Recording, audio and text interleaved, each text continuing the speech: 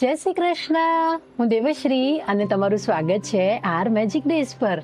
Welcome મારા magical મિત્રો. આજ છે day 7 of our magic book practice અને એનું નામ છે વે આઉટ ઓફ નેગેટિવિટી. હવે આ એકદમ ફેમસ વર્ડ છે. છેલ્લા 5-7 વર્ષમાં તો આપણે એટલું સાંભળીએ છીએ કે બી પોઝિટિવ, નેગેટિવ નહીં વિચારો, આ તો બહુ નેગેટિવ છે, પોઝિટિવ વિચારો, પોઝિટિવ વિચારો.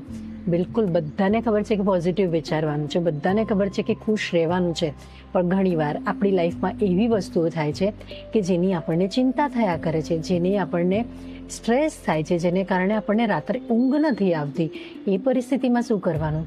એવી પરિસ્થિતિમાં ગ્રેટફુલ કઈ રીતે રહેવાનું? મને ખૂબ મારી લાઈફની વેલ્યુ છે, હું બધી વસ્તુઓમાં સારી વસ્તુ શોધું છું, પણ આ વસ્તુનું શું કરું? મને ચિંતા થાય છે, એ રિયલ છે, તો હું શું કરું? સૌથી પહેલી વસ્તુ કે એ વસ્તુ માટે 2-3 પેરામીટર છે જેની પર આપણે ફોકસ કરવાનું છે. સૌથી પહેલાં તો એને ટાઈમ ટેસ્ટેડ મેનરમાં ચેક કરવાનું છે કે આજે જે વસ્તુ માટે આપણને કમ્પ્લેન છે, આજે જે વસ્તુ આપણને આટલી મોટી લાગે છે, 5 વર્ષ પછી શું આટલું જ ફીલ થશે આપણને?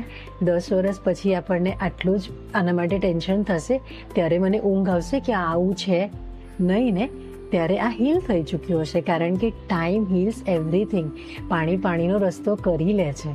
એટલે જો આજથી 5 વર્ષ પછી આનો કોઈ ઇમ્પોર્ટન્સ નહીં રહે ને, તો આજે બી એને થોડું ઓછો સ્ટ્રેસ આપણે લઈ શકીએ કે રિલેક્સ, કંઈ નહીં, હમણાં મને લાગે છે, પણ એ ધીરે ધીરે આપણે મજબૂત થતા જઈશું અને પરિસ્થિતિ બી સુધરતી જશે. બંને રીતે એ આપણે એનામાંથી બહાર નીકળતા જઈશું. તો આ પહેલું થયું. બીજું થયું, આપણે પોતાની જાતને ચેક કરીએ કે આપણે લાઈફમાં કમ્પ્લેન વધારે છે કે ગ્રેટિટ્યૂડ વધારે છે. હવે આપણી પાસે એક જ કપ છે, 100% છે. હવે 100%માંથી કમ્પ્લેન 50% છે, 50% ગ્રેટિટ્યૂડ છે, કે કમ્પ્લેન 70% ને 30% ગ્રેટિટ્યૂડ છે? જે પણ હોય, તમે તમારે લાઈફના થોટ્સને એનાલાઇઝ કરો અને વિચારો કે તમે કયા થોટ્સ વધારે કરો છો. ફોર એક્ઝામ્પલ, તમારી એક્ટિવા, તમારી કાર, એને લઈ લો. તમે એને ક્યારેય થેન્ક યુ કીધું છે? તમે શાંતિથી ઘરે આવી ગયા, આટલો બધો સામાન લઈને આવો છો, તમે ફટાક લઈને દૂધ લેવા માટે પણ એક્ટિવા લઈને જાઓ છો. આટલી સુવિધાને તમે ક્યારેય થેન્ક યુ કીધું કે કેટલું સારું છે, ચાલીને નથી જવું પડતું, કેટલું સારું છે, ફટાકથી હું ઉપડી જાઉં છું, કેટલી સારી એવરેજ આપે છે મારી ગાડી, મારી એક્ટિવા, મારી સ્કૂટી, મારી બાઇક, જે પણ હોય. પણ આપણે યાદ ક્યારે આવે છે કે બંધ પડી ગઈ? યાદ ક્યારે આવે છે સર્વિસ નથી થઈ, તો ચાલુ નથી થતી, એનું સેલ્ફ સ્ટાર્ટ બંધ થાય, ત્યારે પછી આપણે કમ્પ્લેન કરીએ છીએ, અરે યાર આ બંધ થઈ ગઈ અડધે રસ્તે, હવે શું કરું? પેલાને મિકેનિકને બોલાવું છું, જો ને તાપમાં હું ઊભો છું. આ વખતે યાદ આવે છે. તો આપણું ફોકસ કમ્પ્લેન પર છે. આપણે ક્યારેય આપણી એક્ટિવા, ગાડી, બાઇકને થેન્ક યુ નથી કીધું. તો આપણે એવી બધી વસ્તુઓને થેન્ક યુ કહેવાનું છે જે આપણી લાઈફમાં આવો સપોર્ટ કરે છે, હિડન સપોર્ટ. આપણે ચીજોને ગ્રાન્ટેડ લઈએ છીએ. તો સૌથી પહેલાં આપણા ગ્રેટિટ્યૂડનો પોર્શન વધારવાનો છે અને કમ્પ્લેનનો પોર્શન ઘટાડવાનો છે, કારણ કે આપણે જે વધારીશું ને એ લાઈફમાં વધશે. કમ્પ્લેન વધારીશું તો એવી સિચ્યુએશન મળશે કે ઓર કમ્પ્લેન કરવી પડે. ગ્રેટિટ્યૂડ વધારીશું તો ઓર સિચ્યુએશન આવશે કે ઓર આપણને હેપીનેસ મળે. એ તો થઈ ગયું આપણી ફિલિંગ ચેન્જ. હવે ત્રીજું સૌથી ઇમ્પોર્ટન્ટ પોઈન્ટ કે આપણી લાઈફની જે નેગેટિવ વસ્તુ છે એને શું કરીએ? કારણ કે એ પ્રોબ્લેમ રિયલ છે, એ આપણને ચિંતા થાય છે, રિયલ છે. આપણે એને કારણે ઘણીવાર ઊંઘ નથી આવતી, સ્ટ્રેસ થાય છે, રાત દિવસ એને ફર્યા કરે છે. શું કરીએ? તો સૌથી પહેલાં એ જે પણ નેગેટિવ વસ્તુ છે ને એને આપણે થેન્ક યુ કહીએ કે થેન્ક યુ, તું મારા જીવનમાં આવીને કંઈ ને કંઈ મને શીખવાડવા માટે આવી છે. કારણ કે આપણી દુનિયામાં, આપણી લાઈફમાં જે પણ થાય છે ને કશું જ એક્સિડેન્શિયલ નથી. આપણે આ દુનિયામાં કંઈ ને કંઈ શીખવા માટે આવ્યા છે. આપણી આ માનવ જન્મની જર્ની છે ને કંઈ ને કંઈ શીખવાની જ છે. તો આપણે શીખવા માટે આવે છે. તો આ જે પરિસ્થિતિ આવી છે ને તે આપણને કંઈ ને કંઈ શીખવાડવા માટે આવી છે, મજબૂત બનાવવા માટે આવી છે.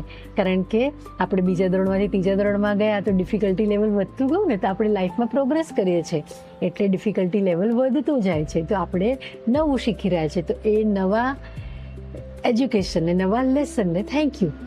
હવે ફોર એક્ઝામ્પલ, તમારી પાસે જોબ નથી કે તમારી જોબ જતી રહી છે, તો સૌથી પહેલાં એને માટે સૌથી પહેલાં થેન્ક યુ કે આ પરિસ્થિતિ આવી, એને માટે thank you, thank you, thank you કે હું આમાંથી કંઈક શીખી રહ્યો છું, ઈશ્વર મને કંઈક શીખવાડવા માંગે છે, દુનિયા મને કંઈક શીખવાડવા માંગે છે, એના માટે ખૂબ થેન્ક યુ.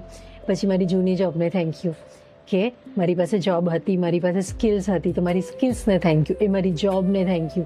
પછી આપણા પેરેન્ટ્સને થેન્ક યુ કે જેમણે આપણને આટલું એજ્યુકેશન આપ્યું કે આપણી પાસે પહેલાં પણ જોબ હતી અને હવે પણ નવી જોબ માટે આપણે કેપેબલ છીએ.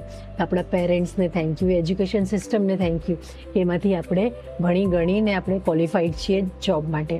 પછી આપણે કંઈક નવું શીખીએ છીએ તો એ નવા શીખવાડનારાને થેન્ક યુ, એ નવી સ્કિલ્સને થેન્ક યુ, કારણ કે આપણે નવી રીતે તૈયાર થઈ ગયા છે.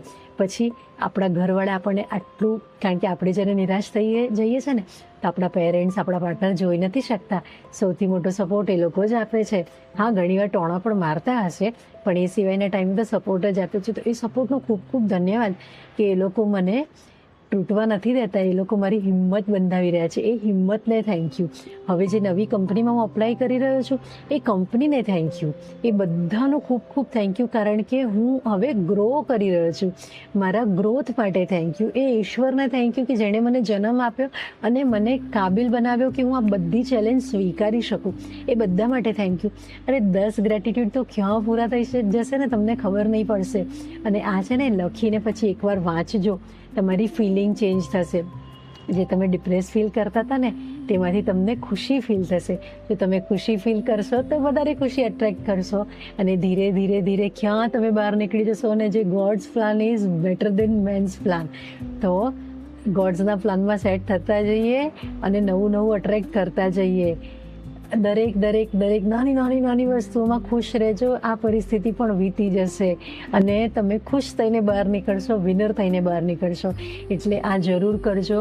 આજની પ્રેક્ટિસમાં એક નેગેટિવ સિચ્યુએશન લેજો, 10 પોઈન્ટ એના માટે ગ્રેટિટ્યૂડના લખજો, વાંચજો, ખુશ થઈ જજો અને પછી દિવસમાં એન્જોય કરજો. અને કાલની પ્રેક્ટિસ જોડે મળીએ. જય શ્રી કૃષ્ણ.